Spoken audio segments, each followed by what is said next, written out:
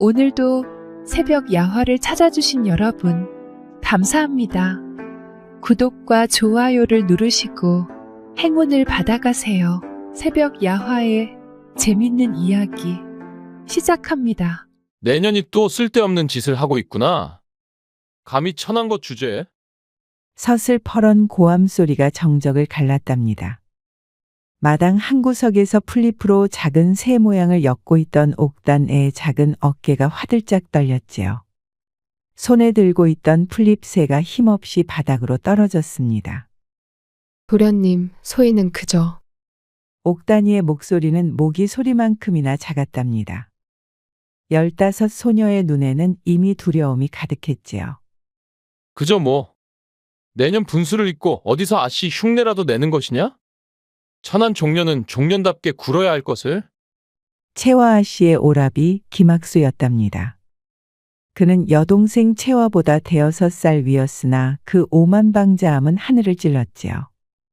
특히나 이복 누이이자 몸종인 옥단이를 보는 눈길은 늘 싸늘하기 그지없었습니다.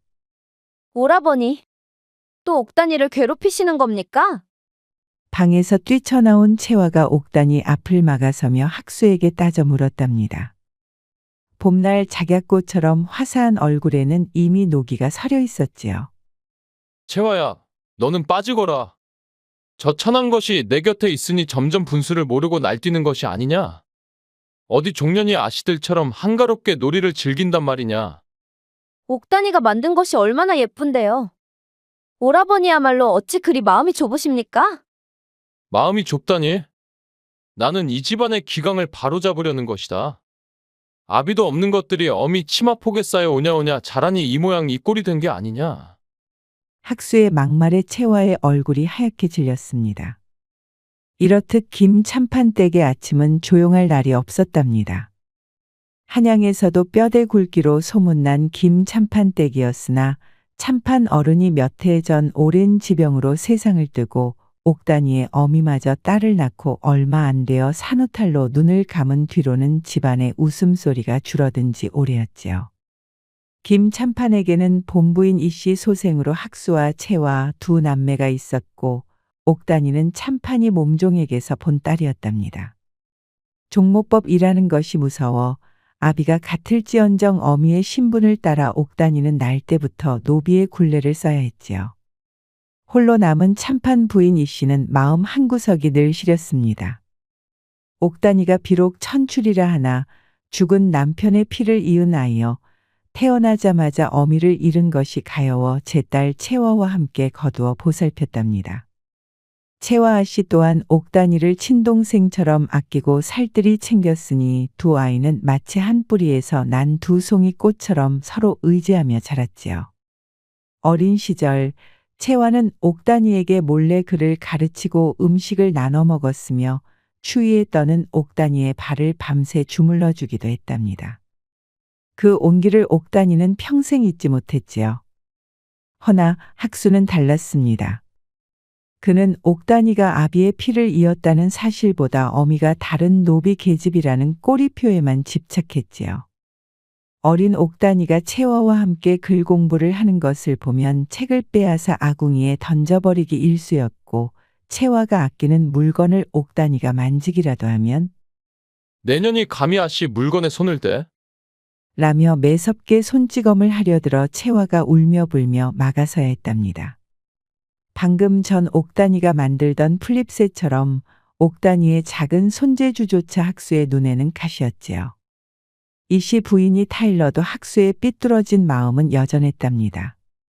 아들이라 차마 엄하게 꾸짖지 못하는 이씨 부인의 우유부단함이 학수의 기고만장함을 더욱 부추기는 격이 되었지요. 때로는 학수의 눈을 피해 옥단이에게 몰래 약과를 쥐어주며 옥단아, 조금만 참으려무나. 내 오라비도 철이 들면 달라질 게다. 라며 위로했지만 그 말은 공허한 메아리처럼 들릴 뿐이었습니다. 세월은 흘러 채화는 16, 옥단이는 15이 되었답니다.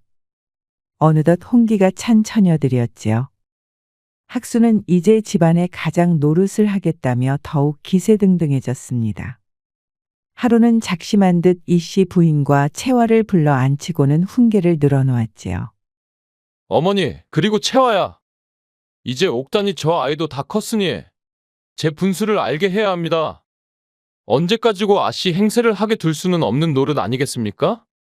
내일부로 옥단이는 저 아래채 부엌일을 맡기고 채화 너는 옥단이를 하대하도록 해라. 아씨는 아씨답게 종은 종답게 굴어야 집안의 기강이 바로 서는 법입니다. 채화가 대들었답니다. 오라버니, 그게 무슨 말씀이세요? 옥단이가 어찌 부엌일을, 저는 옥단이를 동생으로 생각합니다. 어찌 하루아침에 종으로 대하란 말씀이세요? 학수는 코웃음을 쳤지요. 허, 아직 철이 없구나. 동생이라니 가당차는 소리? 피가 섞였다 한들 노비는 노비일 뿐이다. 내가 정녕 이 집안의 앞날을 생각한다면 내 말을 따라야 할 것이다. 정 그렇다면 옥단이를 내 몸종으로 삼아 곁에 두는 것까지는 허락하마. 그 이상은 아니 된다. 이씨 부인도 눈물로 채화를 달랬답니다. 채화야, 오라비 말이 아주 틀린 것은 아니다. 세상 법도가 그러하니 어미도 마음이 아프지만 우선은 오라비 뜻을 따르자꾸나. 결국 옥단이는 그날부터 채화 아씨의 몸종이 되었답니다. 비록 신부는 갈렸으나 채화는 여전히 옥단이를 살뜰히 챙겼고 옥단이 또한 그림자처럼 채화 곁을 지키며 정성을 다했지요. 하지만 학수에게는 그것조차 못마땅했답니다. 채화가 잠시 자리를 비우기라도 하면 귀신같이 알고 옥단이를 불러내 온갖 자비를 시키고 트집을 잡아 괴롭혔지요. 한 번은 채화가 아끼던 놀이개가 보이지 않자 학수는 다짜고짜 옥단이를 도둑으로 몰아세웠습니다. 내년이 감히 아씨의 놀이개를 훔쳐. 당장 광에 가두고 실투할 때까지 매질을 해야겠다. 옥단이는 억울함에 눈물만 흘렸고 채화가 놀이개를 찾아내 겨우 누명을 벗었답니다. 하지만 학수는 사과는커녕 내년이 평소 행실이 바르지 못하니 의심을 받는 것이다. 라며 오히려 큰 소리를 쳤지요. 옥단이는 뛰어난 자수 솜씨를 지니고 있었답니다. 채화 씨의 낡은 저고리 옷고름에 작고 아름다운 매화꽃을 수놓아 새 옷처럼 만들자 이를 본 이씨 부인이 크게 칭찬하며 옥단이에게 비단 필과 좋은 시를 하사했지요. 내 솜씨가 참으로 곱구나. 앞으로도 채화의 옷가지들을 내 솜씨로 단장해 주렴. 옥단이는 감격하여 정성껏 술을 놓았고 채화는 그 옷을 입을 때마다 기뻐했답니다. 그러나 이 소문이 학수의 귀에 들어가자 그는 심사가 뒤틀렸지요. 고작 몸종년이 바느질 좀 한다고 이리 호들갑이냐? 천한 것이 재주를 부려봤자 어디에 쓰겠느냐? 어느 날 학수는 옥단이가 채화의 생일 선물로 밤새워 수놓은 비단 손수건을 발견하고는 먹물을 그 위에 일부러 쏟아버렸습니다. 아이고, 손이 미끄러졌구나. 이런 아까운 비단을 버리게 되었네. 내년 솜씨가 부족하여 이런 실수를 하게 만든 것이니 내 죄가 크다. 옥단이는 망가진 손수건을 붙들고 소리 없이 울었고 채화는 오라비의 악행에 치를 떨었답니다.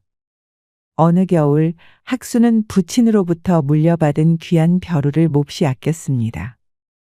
용이 섬세하게 조각된 단계벼루로 당대의 명망 높은 학자에게 선물 받은 것이라며 늘 자랑삼아 이야기하곤 했지요. 그날도 채화가 서책을 읽으며 글씨 연습을 하고 있었고 옥단이는 곁에서 먹을 갈고 있었답니다. 마침 학수가 방에 들어서며 문지방에 발이 걸려 휘청하는가 싶더니 그만 채화의 책상 모서리를 툭 치고 말았지요. 그 바람에 먹물이 담긴 작은 종지가 엎질러지며 채화가 쓰던 종이는 물론 옆에 놓여있던 학수의 애지중지하는 단계벼루의 검은 먹물이 흥건하게 튀었습니다. 학수는 제 실수는 생각지도 않고 버럭 소리를 질렀지요. 그의 얼굴은 분노로 붉게 달아올랐습니다. 이 천한 것. 내년 눈은 어디다 두고 먹을 갈기에 이 사다를 내. 이 귀한 벼루를 더럽혀. 내년 따위가 만질 물건이 아니란 말이다. 옥단이는 너무 놀라 숨조차 제대로 쉴 수 없었답니다. 온몸이 사시나무 떨듯 떨렸고 그저 바닥만 내려다보며 고개를 숙일 뿐이었지요. 채화가 황급히 나서서 옥단이를 감쌌습니다. 오라버니, 진정하십시오. 옥단이 잘못이 아닙니다. 제가 책상 가까이 벼루를 두어 일어난 일이니 제 부주의입니다. 옥단이를 너무 나무라지 마십시오. 학수는 채화의 말에 더욱 기가 막힌다는 듯 헛웃음을 터뜨렸지요. 내가 아직도 저것을 감싸고 도는구나. 저 천한 것이 내 곁에 붙어 있으니 내가 저리 물드는 것이다. 시끄럽다. 내년은 잠자코 있거라. 그는 다시 옥단이에게 매서운 눈길을 돌리며 으르렁거렸습니다. 이 벼루를 원래대로 깨끗이 닦아 놓지 못하면 내 손목을 자를 것이다. 당장 찬 우물물로 씻어와? 한 시즌 안에 못하면 각오해라. 옥단이는 울음이 터져 나오려는 것을 간신히 참으며 떨리는 목소리로 예, 도련님. 이라고 답하고는 벼루를 집어들었답니다. 한겨울 옥단이는 살을 애는 추위 속에 꽁꽁 언 우물물로 벼루를 닦았지요. 손가락은 금세 얼어붙어 감각이 없었지만 학수의 불호령이 무서워 멈출 수 없었답니다. 채화가 몰래 뜨거운 물을 가져다 주려 했지만 학수가 눈을 부릅뜨고 지켜서는 바람에 어찌할 도리가 없었지요. 어딜? 너도 저것과 한패냐? 꼼짝 말고 방으로 돌아가. 학수의 고함에 채화는 발만 동동 구를 수밖에 없었답니다. 겨우 벼루를 다 닦았을 때 옥단이의 손은 온통 상처투성이었지요. 하지만 학수는 벼루를 받아들고는 콧방귀를 뀌며 이까짓 일 하나 제대로 못해서 시간을 끄느냐? 꼴보기 싫으니 썩 물러가 있거라. 라며 옥단이를 내쫓듯 했답니다. 그날 밤 옥단이는 얼어터진 손으로 밤새 앓았고 채화는 남몰래 눈물을 삼켰지요. 또 한 번은 이씨 부인이 가벼운 감기 몸살로 며칠 자리에 누운 적이 있었답니다. 입맛이 없어 아무것도 넘기지 못하는 어머니를 위해 학수는 자신이 특별히 아끼는 귀한 꿀을 가져오겠다고 큰 소리를 쳤지요. 그 꿀은 먼 친척이 진상한 것으로 양이 적어 아주 귀하게 여기는 것이었답니다. 학수는 옥단이에게 찬장 깊숙한 곳에 보관된 꿀단지를 가져오라고 시켰습니다. 저기 찬장 맨 위 칸 안쪽에 작은 백자 단지가 있을 것이다. 그것이 바로 어머님께 드릴 꿀이니 조심해서 가져오너라. 만일 한 방울이라도 흘리거나 깨뜨렸다가는 내년은 살아남지 못할 줄 알아라. 옥단이는 의자를 놓고 올라갔지만 찬장이 높아 단지가 손에 잘 잡히지 않았답니다. 학수는 뒤에서 팔짱을 끼고 지켜보며 비웃음 섞인 목소리로 재촉했지요. 꿈을 대지 마라. 단지 하나 꺼내는데 반나절이냐? 떨어뜨리면 내년은 끝장이다. 그 꿀 한 방울이 내 목숨보다 비싸다. 옥단이는 손을 뻗어 단지를 잡으려 했지만 찬장이 높아 발끝을 세워도 아슬아슬했답니다. 도련님, 조금만. 조금만 뭐? 내년 팔이 짧은 것을 나더러 어쩌란 말이냐? 어서 꺼내지 못해. 옥단이가 겨우 단지를 꺼내려 할 때 학수는 마치 벌레를 쫓듯 슬쩍 의자를 발로 툭 쳐서 옥단이를 휘청하게 만들었답니다. 아얏, 옥단이는 짧은 비명을 지르며 중심을 잃고 쓰러질 뻔했지만 반사적으로 단지를 끌어안아 깨뜨리는 것은 면했지요. 하지만 그 과정에서 단지 뚜껑이 살짝 열리며 진득한 꿀 몇 방울이 마루바닥에 뚝뚝 떨어지고 말았답니다. 그것을 본 학수는 기다렸다는 듯이 눈을 부릅뜨고 고함을 질렀지요. 이 쓸모없는 것. 귀한 꿀을 흘려? 어머님 병안을 깊게 할 셈이냐? 당장 꺼져라. 내년은 밥도 아깝다. 옥단이는 억울하고 분했지만 차마 아무 말도 못하고 눈물만 글썽였답니다. 바닥에 떨어진 꿀 몇 방울이 마치 자신의 처지처럼 처량해 보였지요. 채화가 보다 못해 끼어들었습니다. 오라버니, 너무하십니다. 옥단이가 일부러 그런 것도 아니지 않습니까? 오라버니께서 의자를 치시는 바람에. 학수는 채화의 말을 자르며 삿대질을 했지요. 내가 또 저 천한 것을 감싸고 도는구나. 저것이 내게 무슨 아양이라도 떨었더냐? 내가 저리 물러터졌으니 집안 꼴이 이 모양 이 꼴이다. 너도 저것과 한패냐? 채화는 분했지만 더 이상 말을 잇지 못했답니다. 오라비의 적반하장에 기가 막힐 따름이었지요. 결국 옥단이는 그날 종일 광에 갇혔고 이씨 부인은 아들 등살의 꿀을 입에도 대지 못했답니다. 이 일로 옥단이의 두려움은 커졌고 채화는 오라비에게 절망했지요. 옥단아, 저기 마당에 널린 나뭇잎들을 색깔별로 골라 광주리에 담아 놓아라. 해지기 전까지 못하면 내년 종아리가 남아나지 않을 줄 알아라. 도련님, 그 많은 나뭇잎을 어찌. 내년이 감히 내 말에 토를 다느냐? 썩 물러가 시키는 대로 하지 못할까? 옥단이는 눈물을 삼키며 묵묵히 일을 했답니다. 채화는 그런 옥단이를 볼 때마다 가슴이 미어졌지만 오라비의 서슬퍼런 기세에 어찌할 도리가 없었지요. 그러던 어느 가을날 밤이었답니다. 달빛이 교교히 창호지를 적시는데 학수가 옥단이를 은밀히 불렀지요. 옥단아, 내가 너에게 중한 심부름을 하나 시키려 한다. 여기 서찰이 있다. 이것을 가지고 지금 당장 개성 송악산 밑에 있는 월화정사라는 절로 가거라. 거기에 가면 청운 도인이라는 분이 계실 터이니 이 서찰을 전하고 답장을 받아오너라. 옥단이가 깜짝 놀라 물었답니다.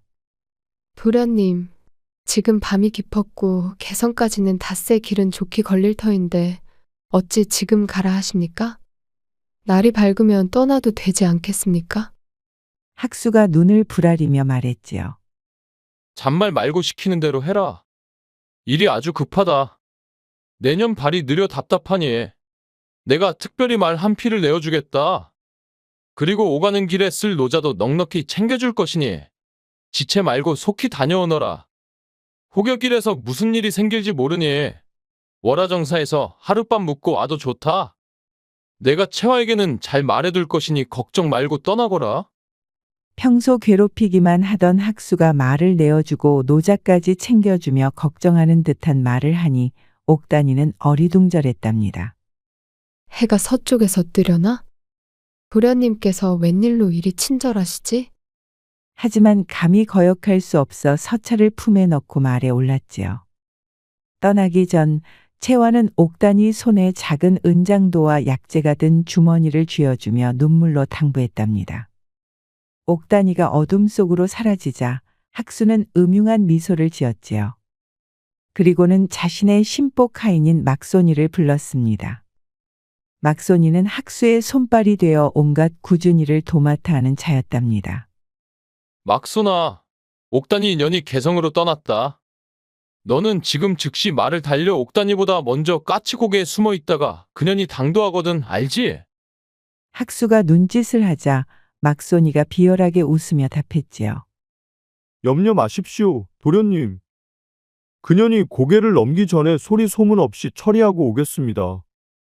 서찰은 어찌할까요? 서찰은 태워버리고 그녀는 근처 깊은 산골짜기에 던져버려 짐승들 밥이 되게 하거라. 혹여 누가 알면 아니 되니 흔적을 남기지 않도록 조심하고. 실로 무서운 계략이었답니다. 학수는 옥단이를 없애 눈의 가시를 제거하는 동시에 심부름을 보낸 사실을 빌미로 옥단이가 제 발로 도망친 것처럼 꾸미려 했던 것이지요. 한편 옥단이는 밤새 말을 달려 새벽녘에 까치고개 어귀에 다다랐습니다.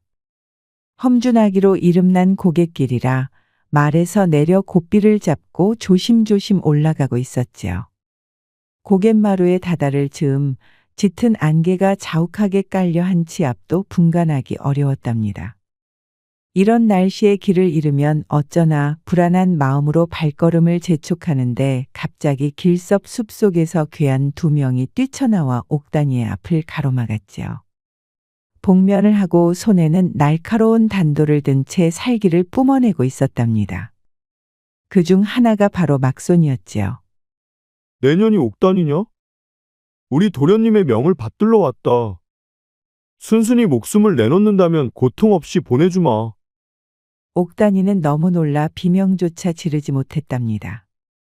아, 이렇게 죽는구나.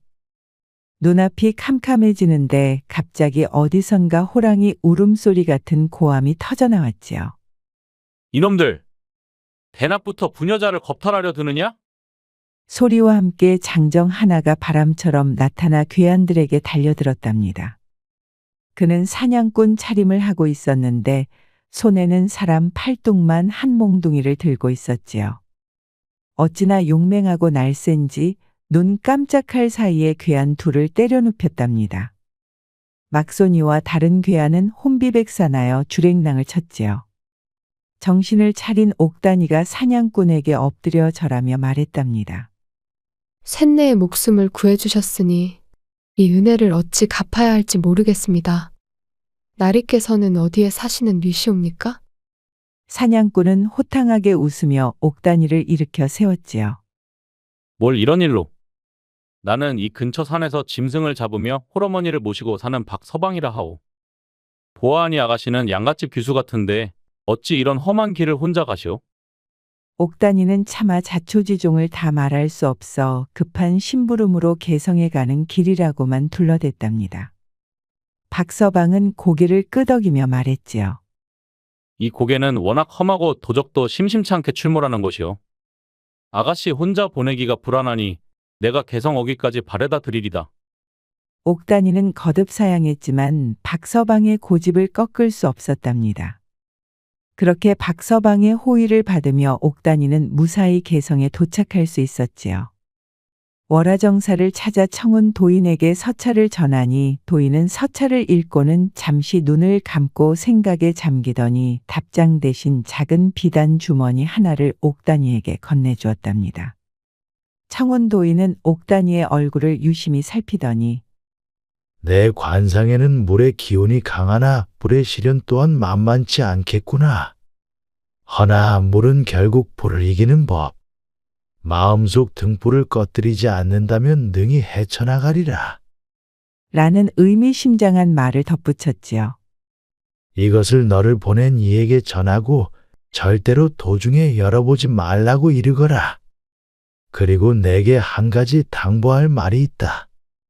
너는 곧 큰 위험에 처하게 될 것이나 귀인의 도움으로 벗어날 것이다. 허나 그것이 끝이 아니다. 내 운명의 실타래는 이제 막 풀리기 시작했으니 마음을 단단히 먹고 지혜롭게 대처해야 할 것이다. 명심하거라. 달빛 아래 핀서리꽃도 봄을 기다리는 법이니라. 알쏭달쏭한 말을 남긴 도인은 더 이상 아무 말도 하지 않았답니다.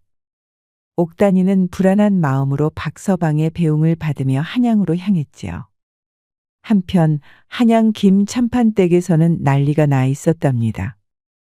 옥단이가 떠난 지 이틀이 지나도 돌아오지 않자 학수는 옥단이가 심부름을 핑계로 도망쳤다고 큰 소리를 치며 집안을 발칵 뒤집어 놓았지요.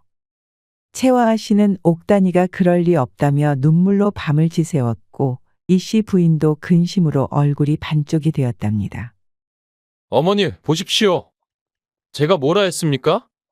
천한 것은 믿을 게 못 된다고 하지 않았습니까? 필시 사내놈과 눈이 맞아 야반도주한 것이 틀림없습니다. 당장 추노꾼을 풀어 그년을 잡아들여 광에 가두고 얼굴에 인두로 낙인을 찍어 다시는 이런 일이 없도록 본을 보여야 합니다. 학수는 길길이 날뛰었지요. 바로 그때 옥단이가 대문 안으로 들어섰답니다. 모두가 깜짝 놀라 입을 다물지 못했지요. 학수는 제 눈을 의심했습니다. 아니, 전현이 어찌 살아 돌아왔지? 막손이 놈이 이를 그르친 것인가? 옥단이는 곧장 학수에게 가 청운 도인이 준 비단 주머니를 내밀었답니다. 도련님, 심부름 다녀왔습니다. 청운 도인께서 이것을 전하라 하셨습니다. 학수는 떨리는 손으로 주머니를 받아 열어보았지요. 그 안에는 뜻밖에도 작은 거울 조각 하나와 짧은 글귀가 적힌 쪽지가 들어 있었답니다. 거울에 내 얼굴을 비춰보라. 거기에 내 운명이 있다. 학수는 거울 조각에 자신의 얼굴을 비춰보았습니다.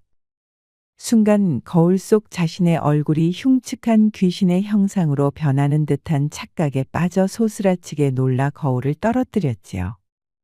쪽지의 글귀는 더욱 알 수 없었답니다. 이게 대체 무슨? 그때 채화 씨가 옥단이를 끌어안고 울며 말했지요. 옥단아, 무사했구나. 정말 다행이다. 오라버니께서 내가 도망쳤다고 하셔서 얼마나 걱정했는지 모른다. 옥단이는 학수의 계략을 짐작하고 몸서리쳤지만 입을 열 수 없었답니다. 이씨 부인이 옥단이에게 물었지요. 옥단아, 어찌 이리 늦었느냐? 오는 길에 무슨 일이라도 있었던 것이냐? 옥단이는 까치고개에서 있었던 일은 숨기고 길이 험해 늦었다고만 둘러댔답니다. 학수는 옥단이가 살아 돌아온 것에 분하고 답신도 꺼림칙하여 방으로 들어가 버렸지요. 그날 밤 채화는 옥단이의 손을 잡고 말했답니다. 옥단아, 아무래도 오라버니께서 너를 해치려 하신 것 같다. 더 이상 이 집에 있다가는 내가 위험해질 수 있어. 내가 방법을 찾아볼 테니 그때까지만이라도 몸조심해야 한다.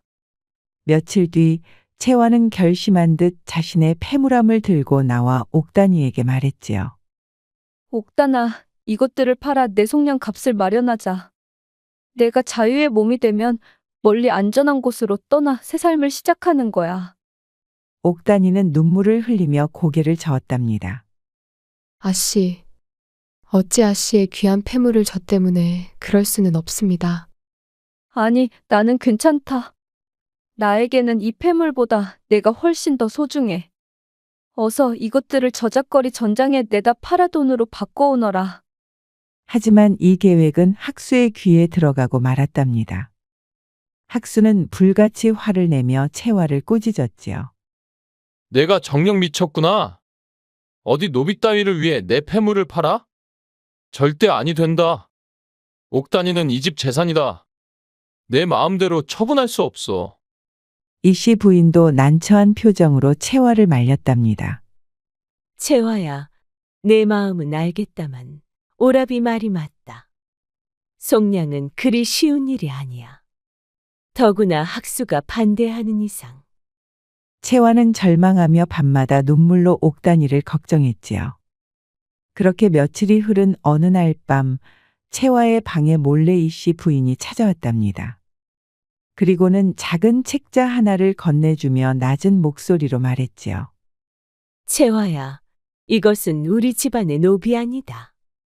내 할아버지께서 남기신 것인데 혹시 여기에 옥단이를 도울 실마리가 있을지도 모르니 잘 살펴보거라. 다만 이 일은 학수가 알아서는 아니 된다. 이씨 부인의 눈가에는 그간의 마음고생이 역력히 드러나 있었답니다. 아들의 악행을 알면서도 막지 못했던 죄책감과 옥단이에 대한 연민이 뒤섞인 표정이었지요. 채화는 떨리는 손으로 노비안을 받아들였답니다.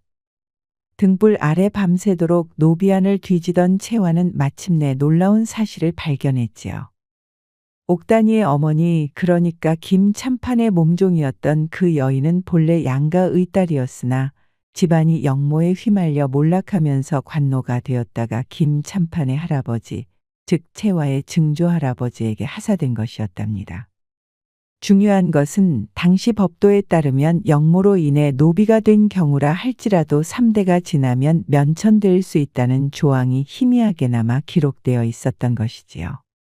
그리고 옥단이는 바로 그 3대에 해당하는 후손이었답니다. 이것이다. 옥단이는 원래 노비가 될 수 없는 신분이었어. 채화는 기쁨에 휩싸였지요.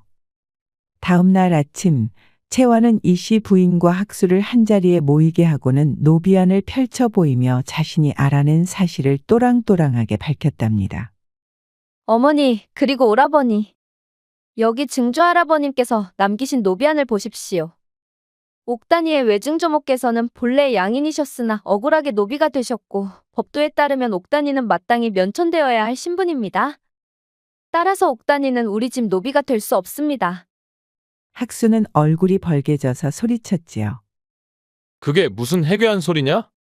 고작 오래된 문서 쪼가리 하나로 법을 논하겠다는 것이냐? 말도 안 된다. 설령 그렇다 한들 이미 우리 집 노비로 살아온 세월이 얼마인데 이제 와서 그런 말을 한단 말이냐.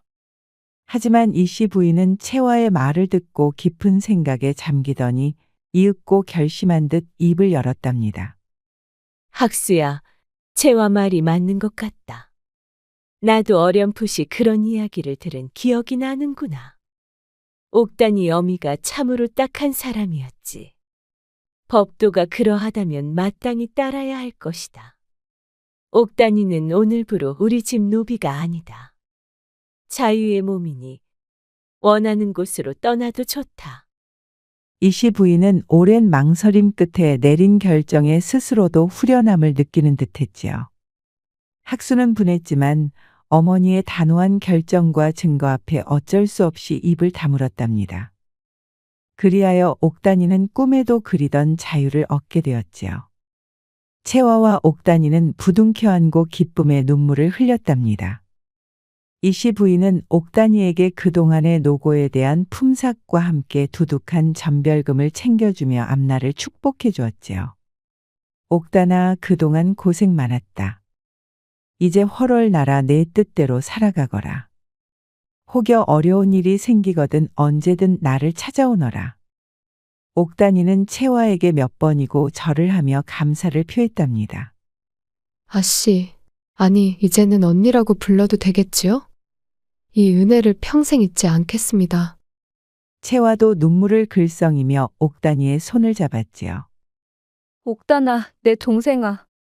어디에 있든 항상 몸 건강하고 행복해야 한다. 우리 꼭 다시 만나자. 학수는 끝까지 퉁명스러운 표정이었지만 떠나는 옥단이에게 작은 전대 하나를 툭 던져주며 말했답니다. 가려거든 곱게 가거라. 이거나 받고 2번 다시 내 눈앞에 나타나지 마라. 전대 안에는 제법 많은 엽전이 들어있었지요. 어쩌면 그것이 학수 나름의 속죄였을지도 모를 일이랍니다. 자유의 몸이 된 옥단이는 한양을 떠나 남쪽으로 향했답니다. 며칠을 걸어 어느 낯선 고을에 다다랐을 때였지요. 가진 돈이 얼마 없어 며칠은 줄인 배를 움켜쥐고 길에서 잠을 청하기도 했답니다. 그러다 한 주막에서 허드렛 일을 거들며 겨우 끼니를 해결하게 되었지요. 주막 주인은 옥단이의 성실함을 눈여겨보았지만 일손이 넘쳐 오래 머물 수는 없었답니다. 다시 길을 떠나야 했던 옥단이는 막막함에 눈물 지었지만 채화 언니를 떠올리며 용기를 냈지요. 그렇게 정처 없이 걷던 옥단이는 어느덧 해가 저물어 인적 드문 산길에 접어들었답니다. 며칠을 제대로 먹지 못한 탓의 기력이 다해 쓰러질 지경이었지요. 그때 저 멀리 외딴 집에서 희미한 불빛이 새어 나오는 것을 발견했습니다. 마지막 힘을 내어 다가가 문을 두드리니 한참 만에 삐걱거리는 소리와 함께 문이 열리고 백발이 성성한 노파가 모습을 드러냈지요. 노파는 경계하는 눈빛으로 옥단이를 위아래로 훑어보았습니다. 뉘신데 이 밤중에 남의 집 문을 두드리시오? 옥단이는 다리에 힘이 풀려 그 자리에 주저앉을 뻔했지만 간신히 버티며 애원했답니다. 할머님, 죄송합니다. 길을 잃고 헤매다 여기까지 왔습니다. 염치 없지만 하룻밤만 묵어갈 수 있도록 은혜를 베풀어 주십시오. 날이 밝는 대로 바로 떠나겠습니다. 노파는 옥단이의 초췌한 행색과 간절한 눈빛을 보고는 마음이 누그러진 듯했지요. 딱하게 되었구나. 일단 들어오시오. 노파는 옥단이를 안으로 들여 따뜻한 죽을 내주었답니다. 옥단이가 눈물로 감사하자 노파는 그저 어서 들라며 다독였지요. 옥단이의 사연을 들은 노파는 깊은 한숨을 내쉬었습니다. 세상 참 무심하기도 하지. 어린 것이 얼마나 마음고생이 심했을꼬. 노파는 젊은 시절 궁궐에서 의녀로 일했던 경험이 있어 약초에 능통했는데 옥단이의 안색이 파리하고 숨소리가 거친 것을 보고는 걱정스러운 얼굴로 말했답니다. 안색이 좋지 않으니 며칠 더 머물며 몸을 추스르시오. 약초라도 다려주겠네. 옥단이는 사양했지만 노파의 배려에 결국 머물렀지요. 몸을 추스른 옥단이는 다시 길을 떠나 어느 작은 마을에 이르렀는데 공교롭게도 그 마을에는 역병이 돌고 있었답니다. 사람들은 공포에 질려 서로를 멀리했고 병자들은 제대로 된 보살핌도 받지 못한 채 신음하고 있었지요. 옥단이는 노파에게 배운 지식을 떠올리며 주저없이 병자들을 돌보기 시작했습니다. 약초를 케어다려 먹이며 밤낮으로 간호했지요. 처음 옥단이가 병자들을 돌보려 하자 겁에 질린 마을 사람들은 그녀를 경계했습니다. 한 촐로가 나서서 옥단이를 막아섰지요. 니시여? 함부로 병자에게 다가가려 하다니. 역신의 신 것은 아니오? 옥단이는 차분하게 대답했답니다. 저는 그저 지나가는 길손입니다. 허나 앓는 이를 보고 어찌 그냥 지나칠 수 있겠습니까? 제가 아는 미력한 의술이나마 보탬이 될까 하여 나선 것이니 너무 경계하지 마십시오. 옥단이의 헌신적인 모습에 마을 사람들도 차츰 마음을 열었답니다. 한 안악이 옥단이에게 다가와 물었지요. 아가씨, 고맙소. 남편이 아가씨 덕에 살았소. 약초를 어찌 그리 잘 아시오? 옥단이는 미소를 지으며 답했답니다. 예전에 한 할머님께 조금 배웠을 뿐입니다. 제가 한 일은 아무것도 없습니다. 그저 하늘이 도우신 것이지요. 역병의 기세가 꺾이고 마을 사람들이 하나둘 기력을 되찾자 촌장이 마을 사람들을 대표하여 옥단이에게 큰 절을 올렸습니다. 아가씨는 우리 마을의 은인이시오. 이 은혜를 어찌 갚으리까? 마을 사람들도 저마다 감사를 표했지요. 옥단이는 겸손하게 손을 저으며 말했답니다. 과분한 말씀이십니다. 저는 그저 제가 할 수 있는 일을 했을 뿐입니다. 이제 마을도 안정을 찾았으니 저는 제 갈 길을 가야겠습니다. 마을 사람들은 아쉬워했지만 옥단이는 조용히 떠났고 사람들은 오래도록 그녀를 잊지 않았답니다.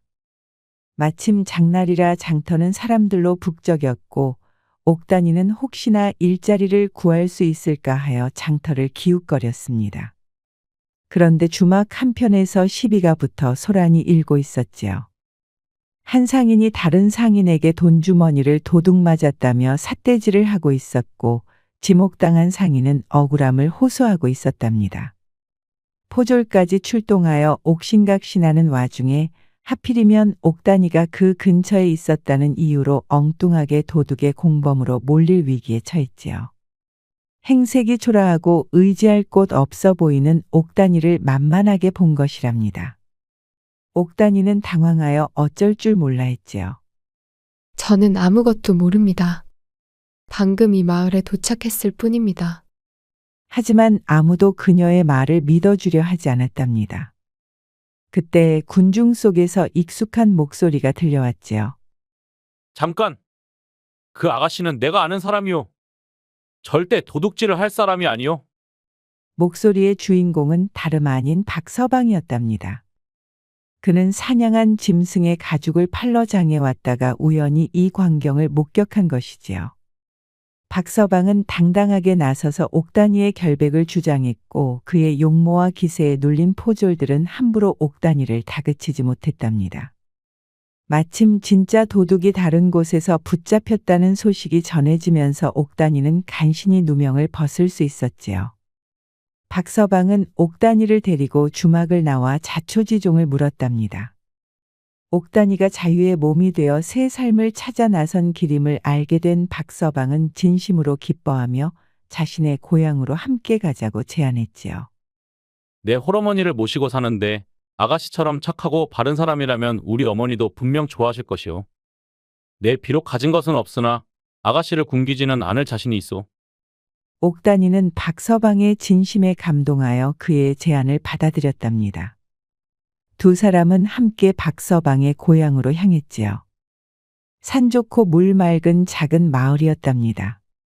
하지만 박서방의 홀어머니는 처음 옥단이를 보자 그리 탐탁지 않은 표정이었지요. 아들의 배필감으로는 어딘가 부족해 보였던 것이랍니다. 특히 옥단이가 과거 참판댁에서 노비로 지냈다는 사실을 어렴풋이 알게 되자 더욱 마음을 열지 않았습니다. 우리 가문이 비록 넉넉지는 못해도 대대로 양민으로 살아왔거늘 어찌 노비 출신을 며느리로 들인단 말이냐? 박서방이 아무리 옥단이의 사람됨을 설명해도 홀어머니의 마음은 쉽게 풀리지 않았답니다. 옥단이는 묵묵히 박서방의 어머니를 정성껏 모셨습니다. 새벽 일찍 일어나 집안을 쓸고 닦았으며 맛깔스러운 음식으로 봉양했지요. 홀어머니가 오랜 기침병으로 고생하는 것을 알고는 산에서 약초를 캐어다려 드렸고 밤에는 잠 못 이루는 어머니의 등을 쓸어주며 옛 이야기를 들려드리기도 했답니다. 한 번은 홀어머니가 좋아하는 산나무를 구하러 깊은 산속에 들어갔다가 길을 잃고 밤늦도록 돌아오지 못한 적이 있었지요. 박서방과 마을 사람들이 횃불을 들고 찾아 나섰을 때 옥단이는 지친 몸으로 산나물 한 바구니를 꼭 쥔 채 바위 틈에 쓰러져 있었답니다. 그 정성에 시어머니도 차츰 마음을 열었지요. 그러던 어느 해 마을에 큰 가뭄이 들어 강물이 마르고 우물조차 바닥을 드러냈답니다. 사람들은 물 한 모금 구하기 어려워 고통받았고 박서방의 어머니는 그만 열병으로 자리에 눕고 말았지요. 의원도 부르지 못하고 약달릴 물조차 귀한 상황에서 옥단이는 밤낮으로 시어머니 곁을 지켰답니다. 먼 곳에서 물을 길어오고 아는 지식을 총동원해 간호했지요. 며칠 밤낮을 뜬 눈으로 지새우는 옥단이의 모습은 처절했답니다.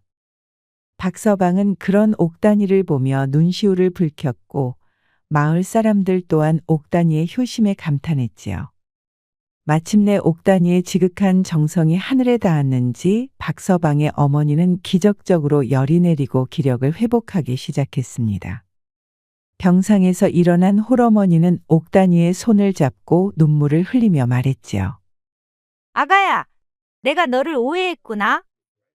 내가 우리 집 복덩이다. 출신이 대수랴. 내 고운 마음이 보배지. 내 덕에 살았다. 그렇게 옥단이는 박서방의 홀어머니에게도 인정을 받고 마침내 박서방과 혼례를 올려 정식으로 부부가 되었답니다. 두 사람은 단란한 가정을 꾸려 서로 아끼고 사랑하며 행복하게 살았고 몇 년 뒤에는 아들, 딸도 낳았지요. 한편 한양의 채화 씨는 명망 있는 가문으로 시집을 가 정숙한 안주인이 되었답니다. 남편은 온화했으나 시어머니는 며느리를 엄하게 다루었지요. 채화는 시집살이의 고단함 속에서도 옥단이를 잊지 못했습니다. 밤이면 옥단이가 어디선가 잘 살고 있기를 기도했고 낮에는 혹여 옥단이의 소식을 들을 수 있을까 귀를 기울였지요. 시댁의 엄격한 분위기와 남편의 무관심 속에 외로움을 느낄 때면 어린 시절 옥단이와 나누었던 따뜻한 우정을 떠올리며 위안을 삼곤 했답니다. 한 번은 시어머니의 생신 잔치 준비로 며칠 밤을 새우다 몸져 누웠는데 곁에서 간호해 줄 사람 하나 없이 홀로 끙끙 앓아야 했지요.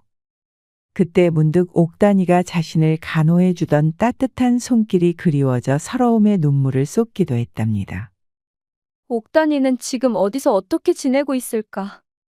그러던 어느 해 가을 채화의 친정어머니인 이씨 부인이 사위 집에 문안을 왔습니다. 모녀는 오랜만에 회포를 풀며 이런저런 이야기를 나누었지요. 그러다 이씨 부인이 조심스럽게 입을 열었답니다. 채화야, 내 오라비 학수 말이다. 얼마 전에 큰 망신을 당할 뻔했단다.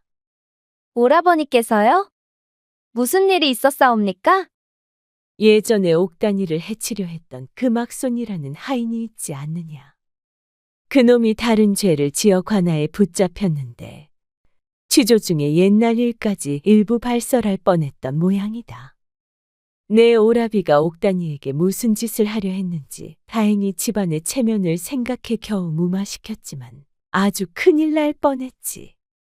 학수 그 아이도 이번 일로 정신을 좀 차렸으면 좋으련만 여전히 제 잘못을 뉘우치지 못하고 있으니 어미로서 가슴이 답답하구나. 이씨 부인은 한숨을 내쉬었답니다. 학수는 그 일로 가세가 더욱 기울어 한동안 두문불출했다고 전해졌지요. 채화는 어머니 말에 가슴이 철렁했고 옥단이를 향한 그리움은 더욱 깊어져 꼭 다시 만나리라 다짐했답니다. 채화는 그날부터 틈틈이 옥단이를 닮은 어린 계집종에게 글을 가르치고 어려운 이웃을 돕는 일에 더욱 마음을 썼지요. 마치 옥단이에게 진 빚을 조금이나마 갚으려는 듯이 말입니다. 몇 해가 더 흘렀습니다. 채화의 남편이 지방관직에 임명되어 함께 임지로 떠나게 되었지요. 여러 고을을 거쳐 남도 지방에 이르렀을 때 채화는 우연히 한 객점에서 흥미로운 이야기를 듣게 되었답니다. 까치고개 아래 사는 용감한 박서방과 그의 어여쁜 아내 이야기였는데 그 아내가 먼 곳에서 시집와 지극한 효심으로 시어머니를 모시고 어려운 사람들을 돕는다는 칭찬이 자자했지요. 특히 그 안악이 뛰어난 길쌈 솜씨로 아름다운 비단을 짜는데 그 빛깔과 무늬가 여느 장인의 것보다 뛰어나다는 소문이었답니다. 채화는 문득 그 이야기가 낯설지 않게 느껴졌지요. 혹시? 어린 시절 옥단이가 남다른 손재주를 가졌던 것이 떠올랐기 때문입니다.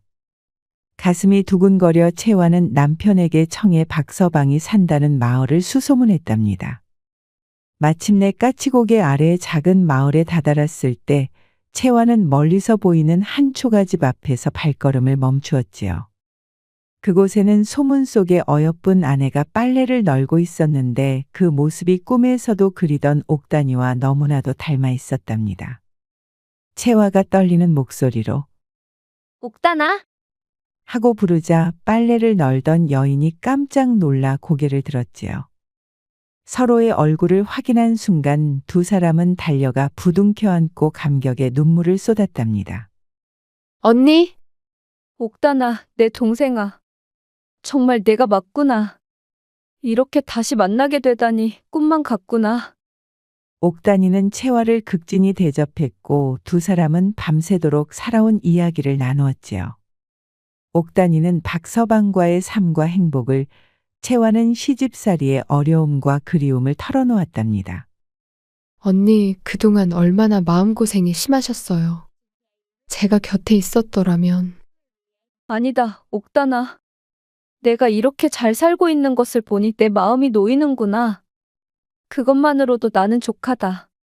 채화는 옥단이의 고생에 가슴 아파했고 옥단이는 채화의 우정에 눈물지었답니다. 다음 날 채화는 옥단이에게 자신이 가져온 비단과 장신구들을 선물하며 앞으로의 삶을 축복했지요.